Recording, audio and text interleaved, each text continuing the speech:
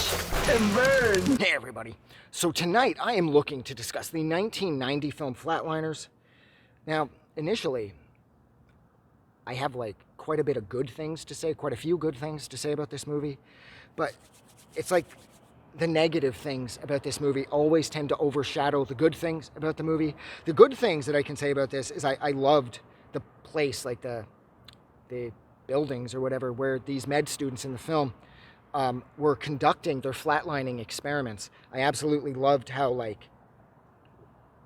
gothic they looked, even though I wouldn't frame it as gothic, but that's just the vibe I got. I also loved how all of the lighting in the movie appears to be coming from the floor up, like in Kiefer Sutherland's apartment, for example. Like, it's all floor lighting. In the building, like the old faculty building or whatever it is, where they're holding their flatlining experiments, like all the red light is coming from the floor. I thought that was amazing. I guess I should talk about what the movie's about. Yeah, so it tells the story of a bunch of med students. Nelson, Rachel, Dave, Randy, and can't remember Baldwin's character's name, but it doesn't matter. There's 5 of them. And they're holding these experiments where they're killing each other effectively to see if there is anything after death. So they're flatlining, and then they're being brought back by their other friends who aren't going under. And of course, all sorts of madness ensues. And that's the movie in a nutshell. And what ends up happening is whoever goes under, they bring back their sins with them, or an aspect of their sins. But then that's not even that accurate. It does happen that way, but it doesn't, because Julia Roberts' character, Rachel, she doesn't bring back any sins. She just brings back the guilt of her father, I believe, committing suicide. So that doesn't really fit. See, very quickly, I could find myself saying mostly negative things about this movie. But I absolutely loved, okay, first and foremost, this is Joel Schumacher's Jacob's Ladder. We need to get that out of the way first and foremost again. Okay, 100%. This is Joel Schumacher's making Adrian Lyne's Jacob's Ladder, which, if I'm not mistaken, came out a couple years before. I think Jacob's Ladder story is from 87 or 88. This came out in 90. There is no way that Schumacher was not influenced by Jacob's Ladder. And now, of course, for me, when I think about Joel Schumacher, I mean, he's the guy that did St. Elmo's Fire that everybody hated. He's the guy that did the Batman and Robin movies that everybody hated. But he is also the guy that did Falling Down and The Lost Boys. So there's a couple movies that I think everybody loves. I love them too, especially Falling Down. God, I love that movie. So it's I've always felt like Joel Schumacher was sort of trying to think of the best way to put this. Joel Schumacher was more of a slightly smarter take on Michael Bay. Joel Schumacher would know how to navigate his way around a movie like Flatliners, and at the same time attempting to create some sort of a nod to a much more serious film by way of Jacob's Ladder. And I always felt in that sense, he was superior to Michael Bay. But I have always got kind of Michael Bay vibes from Joel Schumacher's work, because it just feels that, when all else fails, Joel Schumacher will go for the glitz and the glam and the polish. And when all else fails for Michael Bay, he'll just blow shit up. And in that sense, I've always related them back to each other, even though I can't think of a single Michael Bay movie, maybe Pain and Gain, but I can't really think of a real Michael Bay movie that's, as compelling as The Lost Boys or Falling Down. I'd make a joke there about the seriousness of St. Elmo's Fire, but nobody likes that movie, so I'm not going to bother. I fucking love St. Elmo's Fire. I'm the only person in the world that seems to like St. Elmo's Fire. But yeah, I loved to, I think, this, another thing, there is no way that it can be denied that this movie is also one massive tribute to the collective works of Peter Greenaway, okay? Especially The Cook, the Thief, His Wife and Her Lover, and A Zed and Two Knots. Everything, well then, no, you know what? Actually, no, now that I think about it, there's also touches of, it's a cute little bug. There's also touches of Prospero throughout the course of this too. I think of, yeah, with the construction lights and everything outside of the building where they're holding the flatlining experiments. That is very, Prospero's books, that is so like with the same lighting effects almost. Like, of course, Prospero's books takes place a number of years before the idea of any construction signs would exist. But nevertheless, when I see the characters like running through the giant, like the massive, like this must be part of the university campus that nobody uses. I don't know like how much of the campus has been shut down, but the building that they're in is absolutely gigantic. And then like, you know, the cement out front, like the open area in front of it is, again, it's colossally huge. And they've got all of these construction lights everywhere, and it is so Peter Greenaway. And then when you get inside of the building where they're conducting the flatlining experiments, they have like, you know, it's being worked on, like there's scaffolding everywhere and there's plastic sheets hanging everywhere. And that is completely taken from the back of the restaurant that 100% of The Cook, the Thief, and his wife and her lover take place. They got all that plastic sheeting flowing everywhere in the wind, and the Peter Greenaway connection cannot be denied here. There is no way that you will ever convince me anywhere. I wasn't able to find much of this online, but you will never be able to convince me otherwise.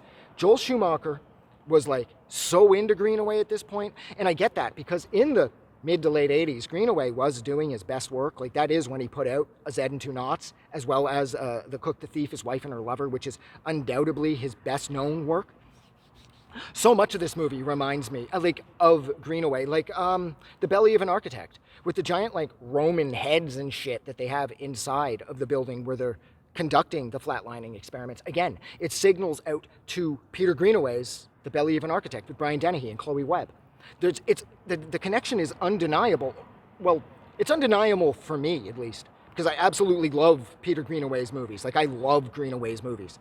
So I see it here so clearly. Maybe it is just me. I don't know, but I don't think so. There's no way. Joel Schumacher was like, yo, this Greenaway guy is on to something, but I'm going to make my movie way more accessible, because Peter Greenaway believes that a movie should be created off the images of like what you see with your eyes, and he believes that the last thing you should be doing is starting a movie with the writing. And I know that that's a very difficult thing for most people who love film, who are into film, who are looking to make films. It's a difficult thing to wrap your head around, because the idea of starting with a visual as opposed to a story is just so absurd. But that was always Greenaway's take, because of course he came from a heavy art background. But yeah, I mean, there's so much good to say as far as the production design is concerned. The casting's great. Everybody in this can act. And Kiefer Sutherland's part is the most terrifying. He bullied this kid to death back when he was a kid, and the kid's ghost is coming after him, and he is physically destroying Kiefer Sutherland, like 110%. Like every time Kiefer Sutherland like turns a corner, the kid's there with like a hockey stick or some shit, and he beats him half to death. And the injuries are very real. This isn't just in Kiefer's head. Like, this kid is coming for him, and it's as the result of Kiefer being put under. He brought back his sins. But then, see, like I said, when Julia Roberts goes under, she doesn't have any sins. She just, you know, her father committed suicide when she was a kid, and she's always felt guilty about that. And then it's like, oh, the movie just gets so dumb at the end. Kiefer Sutherland is forgiven by the kid's ghost, and he's allowed to live again. And then Kiefer Sutherland decides to try to go under by himself at the end in some pathetic attempt to make amends to the kid. And it's like, you can't put yourself under, which, by the way, put yourself under, I mean, like, you can't kill yourself here without people around you to bring you back, because otherwise it's just straight suicide. And the whole time there's this sort of running gag in the movie where it's like, well, I went under for 2 minutes. Next time the record, you got to go for 3 minutes. Then you got to go for 4 minutes. Then you got to go for 5 minutes. And it's like, I'm sorry, but your brain needs oxygen. You know, when they have them under and everything, and you're not breathing anymore because you're dead, your brain is rotting. Your body is starting to shut down. Things aren't going to be the same. And when you've been under for 4 or 5 or 6 minutes, I mean, I kept making the joke to myself when I was watching the movie again, that like they're like, oh, he's back. And I kept expecting him to be like, because he lost the power of speech, because he can't think anymore, because he's been, you know, simplified somewhat as a result of his brain going all these minutes without oxygen. And then so Kiefer Sutherland's like, oh, I know a way to change everything. And he effectively commits suicide by himself as everybody is rushing to his aid. They're going to the place where they're doing the flatlining experiments. They're all getting there as quickly as they can. And of course, they do arrive. But by the time they arrive there, he's been under, I think they said, for like 12 minutes. So in his dream, or the death, or wherever he is, he comes across the kid, and the kid gives him a smile, and then the kid walks off into the light because now they're friends. And this is fucking dumb. And then they bring him back. Kevin Bacon hits him again, shocks him one more time, and boom, Kiefer comes back. And I'm like, he's been under for like 12 minutes. He'd be brain dead. And, of course, okay. So, where was it? Where, fuck, I heard voices and I lost my train of thought. Yeah, he's under for like 12 minutes. You can't be under for 12 minutes and expect to be normal after that. Julia Roberts makes up with her father, and Oliver Platt's character, I don't even know why the hell he's in the movie. All he does is complain. And see, there it is. It's all kind of just gone to hell. I had a lot of really good things to say, and then I don't have, like, any good things to say. I liked the Greenaway aspects. I really liked the Greenaway aspects. I thought the acting was great. The story's compelling enough, or clever enough, or whatever. But at the same time, that being said, the end is really dumb. And I think that's actually where I'm going to leave it. So thank you so much for hanging out with me for a little over 11 minutes while I discuss the 1990 film Flatliners. Like always, if you like this review or you like this movie, don't forget to go out and do something nice for somebody. But most importantly, like always, never forget that the world is a way better place because you are in it. I'm getting out of here. Have a good night.